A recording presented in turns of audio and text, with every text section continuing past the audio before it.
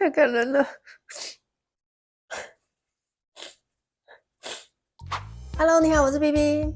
最近我也收到很多观众的留言分享，大家都用吸引力法则或是假设法则成功显化了很多很棒的东西哦。而且其中几则故事是比较长的，今天就跟大家分享吧。这一位是来自香港的观众哦，他说：“这是我妈妈的吸引力法则的故事哦。我妈妈本来是个家庭主妇，照顾年小的我，但是在我7岁的时候，爸爸就生病去世了，所以我妈妈开始工作。”在同一个社区工作超过20年，在这20年间，妈妈认识到一些很好的居民，但是随着时间过去，有一些居民搬走了，他们搬去更棒的环境。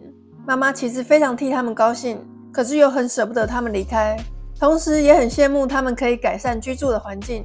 于是我妈妈开始幻想我跟她搬去新的环境。在香港有一些房屋资助计划，会帮助市民用一些折扣去买房子，有时候6折，有时候7折。我妈妈在我27岁的时候叫我去参加，我就参加了。但是因为人数太多，抽不到其中的名额，我并没有感觉很失落啦，因为买不买房我都无所谓。28岁的时候我再参加，可是也抽不到。结果在29岁的时候，我居然抽到了。政府总共收到22万份的申请表格哦，但是资助的人数不到1万人。其实一开始我真的不太想买房，但是我妈妈很想，而且她也没有强迫我。之后发生了一件事情，改变了我的想法。我那时候就想说，其实我的邻居并不是很好，他们一直看不起我跟我妈，因为觉得我们是单亲家庭，而且妈妈的工作比较底层，比较好欺负。邻居不知道我的工作，有一天居然还跟我说：“你以前不是很会读书吗？那为什么你现在还住在我的隔壁？所以很会读书又怎么样？还不是要住这种地方？”我那时候非常生气，所以决定一定要买房子。我不想跟他们吵架了，但是也不想要看他们那种很看不起别人的态度。然后经过大约1年的时间，我跟妈妈终于搬到了新的地方，这个环境很漂亮。他有补充，他说这个房屋资助的折扣平常大约是6折或7折，可是我买的时候是经济比较低迷，所以5折就买到了，便宜了差不多1000万台币哦。当我跟妈妈搬家的时候，邻居他们看到我们在搬家具，可是我也没有回话去讽刺他们，我觉得做好自己就可以了。妈妈的同事知道妈妈辞职是因为要搬去新的地方，都非常恭喜她，说她辛苦这么多年，终于有一个真正属于自己的家。而且我妈也跟我说：“女儿，谢谢你，这20年来，我只敢想。”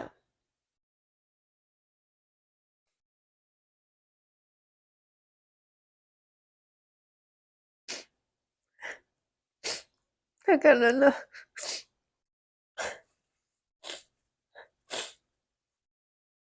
然后我妈也跟我说：“女儿，谢谢你，这20年来，我只敢想，不敢强迫你。没想到自己的愿望真的成真了。”然后她要补充一下她妈妈的心态。首先，虽然她想要拥有自己真正的家，可是她从来不会强迫我要找什么工作，她让我自己发挥。不过呢，她一有时间就会自己去想象哦，她没有放弃想象哦，但是她的心态比较顺其自然，没有强迫女儿要做什么。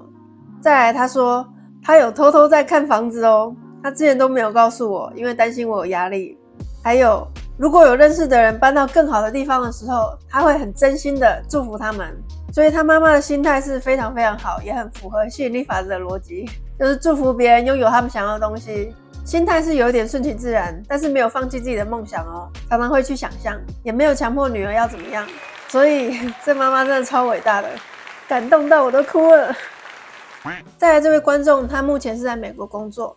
补充一下，在美国的工作签证叫做 H1B。一般在美国念书毕业之后，如果要找工作的话，都很希望能够抽中 H1B。那因为申请的人数众多，它是会用抽签的，而且每一个科系的名额也不太一样，有一些科系的名额会比较多，比较好抽。那会不会抽中还有很多很多因素啦。那他说，真的太激动了，我真的抽中 H1B 了。自从我有印象以来，至少梦过2-3次中签了。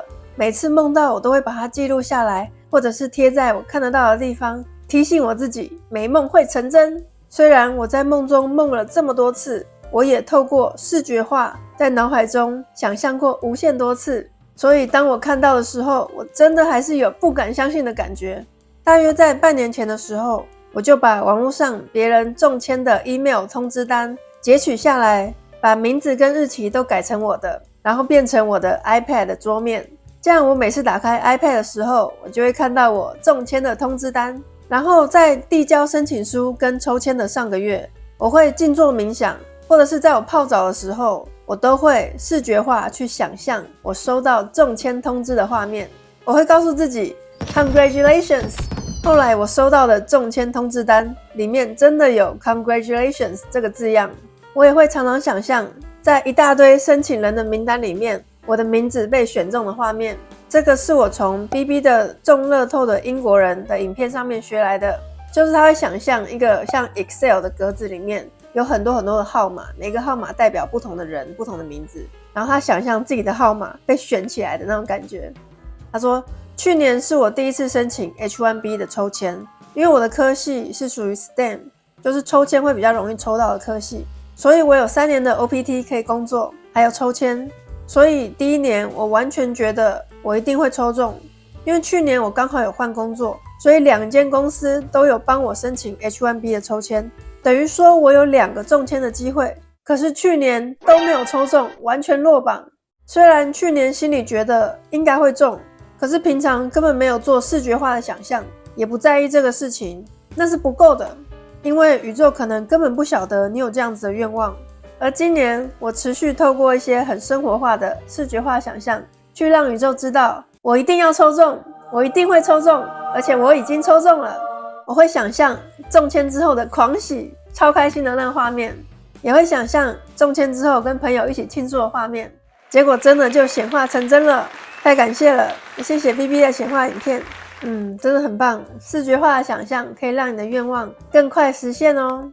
在这位观众在 IG 留言给我这故事也是有点感人。他说呢，我跟我的爸爸已经3年没有见面了，每次打电话回家，我都会说我想跟爸爸讲话，可是妈妈总是百般阻挠我，一下说爸爸在阳台浇花，一下说爸爸在楼下便利商店，一下说爸爸在洗澡。总之我就是没有办法跟爸爸讲到电话。而我的妈妈是一个很重男轻女的妈妈，家里只有我跟我弟弟，但是她非常爱我弟弟，爱到家里所有的东西都要给他。去年我的手机里面跑出你的影片，我一片又一片的追下去，我看到了你介绍3分钟未来日记，于是我也跑去买了这本书，也开始写未来日记。其中有一篇我是在写我的爸爸，因为我实在太想念爸爸了，已经没有办法可以想了，于是我就写下了一篇我跟爸爸见面的情形。我是用完成式写的，我写下了我跟爸爸见面时的情形。爸爸握着我的手对我说，好想念我。我跟爸爸在客厅里面谈天说地，聊着我小时候很爱哭又很难带种种之类的回忆，聊了一整个下午。在我写下这个未来日记的第3天，真的就是第3天哦，我就接到妈妈的电话了。她说爸爸血便住院了，于是我立马赶到医院去。我在病房里面见到了爸爸，我们母女已经整整3年没有见面了。爸爸紧紧握着我的手，我也紧紧握着爸爸的手，就这样子在病房里面谈天说地，说了1个下午。这个场景就是我在未来日记里面写下的，只是背景从客厅换到了病房。我很感恩也很感慨，感恩的是我写下的事情真的发生了，感慨的是我们母女俩见面的地方是在病房里面。不过后来爸爸康复了，也顺利出院了，但是妈妈又恢复到像之前一样的情形，又不让我跟爸爸见面了，因为她担心爸爸会将财产分给我，而不把财产分给弟弟。总之，现在的我对吸引力法则深信不疑，我现在仍然是继续写，一直写，很认真的写哦。好，这真的蛮感人的。虽然我们不知道他们家到底发生什么事情，而且我也没有多问，我也是很希望他们可以回到很和平相处的那个情况，只能够祝福他们了。其中是有一点遗憾，就是他们聊天的地方是在病房，而不是在客厅。但是我觉得这可能是他订单可以收到最快的方式，而且他爸爸应该是刚好生病了，也需要住院。大家也不要觉得说是不是我写未来日记所以发生了这种不好的事情，也没有。很多时候那件事情其实本来就会发生了，然后你的愿望刚好有个地方可以塞进去，所以就一起把订单送到你的身上。真的很谢谢你们分享哦，也欢迎继续留言给我，或是 IG 简讯给我，跟我分享你的成功故事。如果你还没有听过什么是未来日记或是感恩日记的话，可以看一下这支影片哦。只要跟着做，生活就会越来越顺利咯。可以订阅我的频道，就可以看更多这样的影片咯。那我们下次再见咯，拜拜。